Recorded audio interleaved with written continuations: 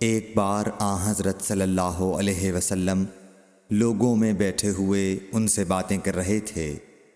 اتنے میں ایک دیہاتی آپ کے پاس آیا اور پوچھنے لگا کہ قیامت کب آئے گی۔ آپ صلی اللہ علیہ وسلم اپنی گفتگو میں مصروف رہے۔ بعض لوگ جو مجلس میں تھے کہنے لگے، آپ صلی اللہ علیہ وسلم نے دیہاتی کی بات سنی لیکن پسند نہیں کی، اور بعض کہنے لگے کہ نہیں، بلکہ آپ نے اس کی بات سنی ہی نہیں۔ جب آپ اپنی باتیں پوری کر چکے تو میں سمجھتا ہوں کہ آپ صلی اللہ علیہ وسلم نے یوں فرمایا، وہ قیامت کے بارے میں پوچھنے والا کہاں گیا؟ اس دیہاتی نے کہا، حضور میں موجود ہوں۔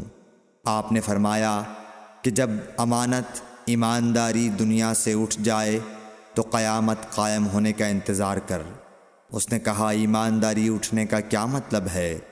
آپ صلی اللہ علیہ وسلم نے فرمایا کہ جب حکومت کے کاروبار نالائق لوگوں کو سونپ دیے جائیں تو قیامت کا انتظار کر۔ صحیح بخاری حدیث نمبر 59۔ عبداللہ بن عمرو نے کہا کہ ایک سفر میں جو ہم نے کیا تھا، حضرت صلی اللہ علیہ وسلم ہم سے پیچھے رہ گئے، اور آپ صلی اللہ علیہ وسلم ہم سے اس وقت ملے جب عصر کی نماز کا وقت آن پہنچا تھا۔ ہم جلدی جلدی وضو کر رہے تھے، پس پاؤں کو خوب دھونے کے بدل ہم یوں ہی سا دھو رہے تھے۔ یہ حال دیکھ کر آپ صلی اللہ علیہ وسلم نے بلند آواز سے پکارا، دیکھو ایڑیوں کی خرابی دوزخ سے ہونے والی ہے۔ 2 یا 3 بار آپ صلی اللہ علیہ وسلم نے یوں ہی بلند آواز سے فرمایا۔ صحیح بخاری حدیث نمبر 60۔ حضرت صلی اللہ علیہ وسلم نے فرمایا، درختوں میں ایک درخت ایسا ہے کہ اس کے پتے نہیں جھڑتے، اور مسلمان کی مثال اسی درخت کی سی ہے، بتاؤ وہ کون سا درخت ہے؟ یہ سن کر لوگوں کا خیال جنگل کی طرف دوڑا۔ عبداللہ رضی اللہ تعالی عنہ نے کہا، میرے دل میں آیا کہ وہ کھجور کا درخت ہے، مگر میں اپنی کمسنی کی شرم سے نہ بولا۔ آخر صحابہ نے حضرت صلی اللہ علیہ وسلم سے پوچھا کہ وہ کون سا درخت ہے؟ آپ نے فرمایا، وہ کھجور کا درخت ہے۔ صحیح بخاری حدیث نمبر 61۔ حضرت صلی اللہ علیہ وسلم نے فرمایا، درختوں میں سے ایک درخت ایسا ہے کہ اس کے پتے نہیں جھڑتے، اور مسلمان کی بھی یہی مثال ہے، بتلاؤ وہ کون سا درخت ہے؟ یہ سن کر لوگوں کے خیالات جنگل کے درختوں میں چلے گئے۔ عبداللہ نے کہا کہ میرے دل میں آیا کہ بتلا دوں کہ وہ کھجور کا درخت ہے، لیکن وہاں بہت بزرگ موجود تھے، اس لیے مجھ کو شرم آئی۔ آخر صحابہ نے عرض کیا، یا رسول اللہ، آپ ہی بیان فرما دیجئے۔ آپ صلی اللہ علیہ وسلم نے بتلایا کہ وہ کھجور کا درخت ہے۔ صحیح بخاری حدیث نمبر 62۔ حضرت صلی اللہ علیہ وآلہ وسلم ایک بار مسجد میں بیٹھے ہوئے تھے۔ اتنے میں ایک شخص اونٹ پر سوار ہو کر آیا اور اونٹ کو مسجد میں بٹھا کر باندھ دیا۔ پھر پوچھنے لگا، بھائیو تم لوگوں میں محمد کون سے ہیں؟ حضرت صلی اللہ علیہ وسلم اس وقت لوگوں میں تکیہ لگائے بیٹھے ہوئے تھے۔ ہم نے کہا، حضرت محمد صلی اللہ علیہ وسلم یہ سفید رنگ والے بزرگ ہیں جو تکیہ لگائے ہوئے تشریف فرما ہیں۔ تب وہ آپ سے مخاطب ہوا کہ اے عبد المطلب کے فرزند۔ آپ صلی اللہ علیہ وسلم نے فرمایا، کہو میں آپ کی بات سن رہا ہوں۔ وہ بولا، میں آپ سے کچھ دینی باتیں دریافت کرنا چاہتا ہوں، اور ذرا سختی سے بھی پوچھوں گا تو آپ اپنے دل میں برا نہ مانیے گا۔ آپ صلی اللہ علیہ وسلم نے فرمایا، نہیں، جو تمہارا دل چاہے پوچھو۔ تب اس نے کہا کہ میں آپ کے رب اور اگلے لوگوں کے رب تبارک و تعالیٰ کی قسم دے کر پوچھتا ہوں، کیا آپ کو اللہ نے دنیا کے سب لوگوں کی طرف رسول بنا کر بھیجا ہے؟ آپ صلی اللہ علیہ وسلم نے فرمایا، ہاں یا میرے اللہ۔ پھر اس نے کہا، میں آپ کو اللہ کی قسم دیتا ہوں، کیا اللہ نے آپ کو رات دن میں 5 نمازیں پڑھنے کا حکم فرمایا ہے؟ آپ صلی اللہ علیہ وسلم نے فرمایا، ہاں یا میرے اللہ۔ پھر کہنے لگا، میں آپ کو اللہ کی قسم دے کر پوچھتا ہوں کہ کیا اللہ نے آپ کو یہ حکم دیا ہے کہ سال بھر میں اس مہینے رمضان کے روزے رکھو؟ آپ صلی اللہ علیہ وسلم نے فرمایا، ہاں یا میرے اللہ۔ پھر کہنے لگا، میں آپ کو اللہ کی قسم دے کر پوچھتا ہوں کہ کیا اللہ نے آپ کو یہ حکم دیا ہے کہ آپ ہم میں سے جو مالدار لوگ ہیں ان سے زکوٰۃ وصول کر کے ہمارے محتاجوں میں بانٹ دیا کریں؟ حضرت صلی اللہ علیہ وسلم نے فرمایا، ہاں یا میرے اللہ۔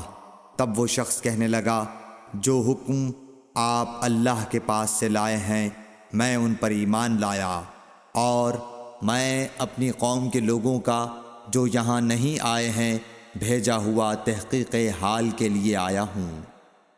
صحیح بخاری حدیث نمبر 63۔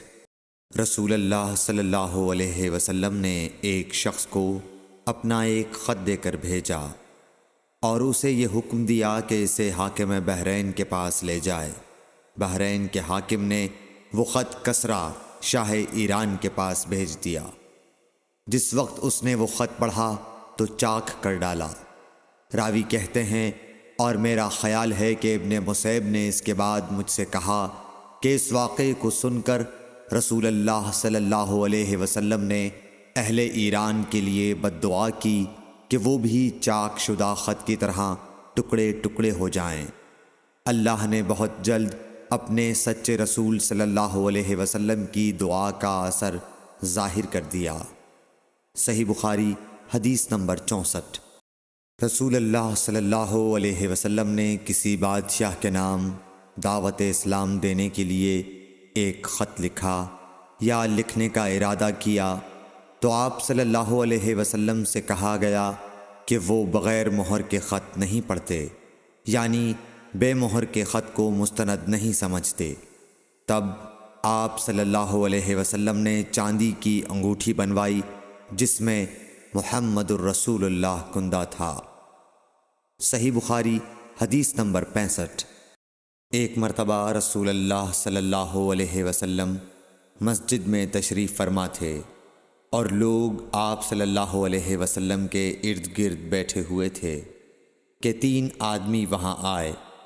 ان میں سے 2 رسول اللہ صلی اللہ علیہ وسلم کے سامنے پہنچ گئے اور ایک واپس چلا گیا۔ پھر وہ دونوں رسول اللہ صلی اللہ علیہ وسلم کے سامنے کھڑے ہو گئے۔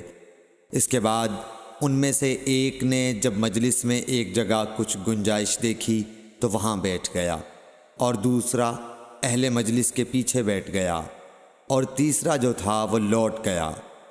تو جب رسول اللہ صلی اللہ علیہ وسلم اپنی گفتگو سے فارغ ہوئے تو صحابہ رضی اللہ عنہم سے فرمایا، کیا تمہیں 3 آدمیوں کے بارے میں نہ بتاؤں؟ تو سنو۔